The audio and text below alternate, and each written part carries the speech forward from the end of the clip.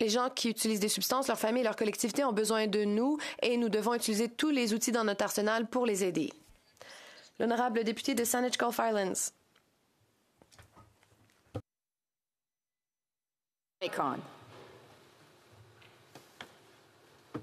So sorry, Madam Speaker. It's an honor to rise. C'est un honneur aujourd'hui de parler dans le cadre du débat d'adjournement. J'ai soulevé la question le 18 mai. C'est une question qui s'adressait au ministre de l'Environnement sur la question de la ceinture de verdure en Ontario et le potentiel d'une politique de gouvernance de l'eau. Comme des députés le savent, depuis que j'ai posé cette question au mois de mai, la province de l'Ontario a reconnu avoir commis une erreur, mais ma question est toujours pertinente. Et je crois que l'essence de ma question n'a pas été saisie par le ministre qui m'a répondu. La gouvernance de l'eau nous donne l'occasion d'avoir des outils. Le ministre de l'Environnement doit se pencher sur la gouvernance de l'eau. J'ai parlé de l'annexe des Grands Lacs, qui est une entente exécutoire entre le Canada et les États-Unis. Ça comprend 8 États américains, 2 provinces canadiennes. Il s'agit d'un document robuste qui nous donne des outils exécutoires. Le ministre de l'Environnement, à l'époque, avait soulevé d'autres moyens d'aider la ceinture de verdure. Maintenant, en octobre, il est important de nous demander où on est rendu dans ce dossier. On avait longtemps promis la mise en place d'une agence de l'eau du Canada. Nous savons que l'agence sera basée à Winnipeg. J'ai vérifié sur le site Web du gouvernement du Canada. On nous dit qu'un projet de loi sera déposé en 2023 pour mettre en place l'Agence de l'eau du Canada. On dit que ce sera une agence indépendante. Quelques mois plus tard, nous n'avons toujours pas ce projet de loi. Nous sommes toujours en 2023. Le gouvernement libéral dispose toujours du mois d'octobre, du mois de novembre et d'une partie du mois de décembre pour déposer ce projet de loi. Lorsqu'on pense à la gouvernance de l'eau, on peut penser à des rapports d'experts. On parle de la participation de tous les ordres de gouvernement.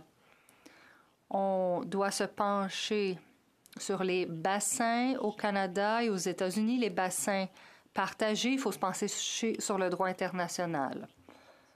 Il y a aussi la question des communautés autochtones et nous devons adopter aussi un point de vue climatique. Il n'y a pas d'agence pour prédire, par exemple, les inondations et les sécheresses. Il faut savoir que la crise climatique a des répercussions sur l'eau. Madame la Présidente, j'aimerais profiter de cette occasion pour rappeler au gouvernement que la gouvernance de l'eau est importante. Il faut faire participer tous les ordres de gouvernement. C'est important pour aller de l'avant. Nous avons l'occasion d'assurer une coordination et nous devons mettre à jour les ententes internationales en tenant davantage compte des changements climatiques et des intérêts des communautés autochtones. Nous devons tenter de nous adapter à des températures de plus en plus chaudes. Merci, Madame la Présidente. Le secrétaire parlementaire.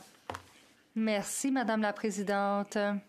J'ai sincèrement hâte de revoir la députée en Chambre. J'espère que vous allez bien et que vous vous remettez rapidement. J'ai hâte de vous voir en personne à la Chambre des communes. J'aimerais donc parler de la ceinture de verdure. C'est un moment de nous réjouir. La victoire pour la ceinture de verdure est importante pour l'Ontario. Il faut remercier plusieurs groupes. J'ai eu l'occasion d'envoyer un bulletin à mes commettants et je me suis chargée de répondre à la question dans mon bulletin. En mars, le ministre de l'Environnement a annoncé que notre gouvernement allait investir dans les impacts liés à la ceinture de verdure. On a parlé de développer une partie de la ceinture de verdure. Nous avons déployé des efforts collectifs pour faire savoir notre objection au plan de Doug Ford. C'est une grande victoire pour notre province et j'aimerais remercier les intervenants et tous ceux qui ont dénoncé la situation. Madame la Présidente, on avait parlé de créer de nouveaux quartiers, mais ce n'était pas une approche viable pour régler la crise du logement. Nous tenons à protéger l'environnement, y compris la ceinture de verdure. Je vais continuer à demander un développement durable tout en respect des espaces verts. Nous devons aussi assurer le bien-être des générations futures. J'ai bien hâte d'avoir plus de détails pour savoir comment on continuera de renforcer la ceinture de verdure dans notre région. Madame la Présidente, je vais maintenant parler du travail que nous avons fait. J'ai été ravie qu'en 2023, on investisse 650 millions de dollars pour la restauration de nos grands lacs. C'est très important, non pas parce que j'aime les grands lacs, mais bien parce que le Canada est le gardien de l'eau. Nous avons annoncé de nombreux projets le 28 septembre. Nous allons prendre des mesures relativement à la santé des écosystèmes. On fait participer les communautés autochtones. 650 millions de dollars sur 10 ans comprend un investissement de 420 millions de dollars pour les Grands Lacs. Nous allons donc accélérer la mise en place de l'entente canado-américaine sur les Grands Lacs. Nous allons aussi soutenir des efforts de coordination pour protéger l'eau douce partout au Canada. Madame la Présidente, il y a aussi l'Agence de l'eau du Canada. Ce sera le guichet pour l'eau douce au Canada. On va renforcer nos efforts relativement à l'eau douce.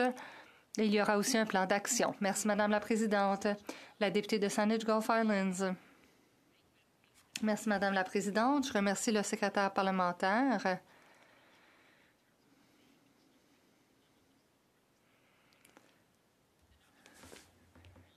Penser que 650 millions de dollars est historique pour les Grands Lacs, c'est futile. Le premier ministre Brian Mulroney avait fait un grand pas pour protéger les Grands Lacs. C'est très peu comparativement aux milliards de dollars qui étaient dépensés. Nous devons rehausser notre capacité relativement à la science des eaux douces. Il faudra avoir une agence indépendante. Le projet de loi devrait être déposé à tout moment. Le secrétaire parlementaire a-t-il une mise à jour? Pour nous, j'aimerais bien le savoir. Merci, le secrétaire parlementaire. Madame la Présidente, j'ai hâte de discuter de cette question en personne avec ma collègue lors de son retour. Le gouvernement fédéral fait des investissements historiques pour protéger les sources d'eau douce, y compris les Grands Lacs. Le gouvernement a pris des engagements avec le président Biden. Cela comprend les 650 millions de dollars dont je vous ai parlé en investissement. Nous sommes très près d'un engagement d'1 milliard de dollars. Il y a d'autres efforts qui pourront être inclus dans cette liste d'investissements, mais Madame la Présidente, j'ajouterai simplement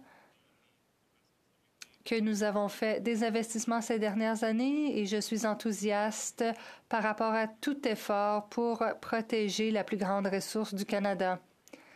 Et la création de l'Agence de l'eau du Canada fait partie de ces engagements. Sa journée est maintenant réputée adoptée. La Chambre demeure donc ajournée jusqu'à demain à 10 heures, conformément à l'article 24.1 du règlement.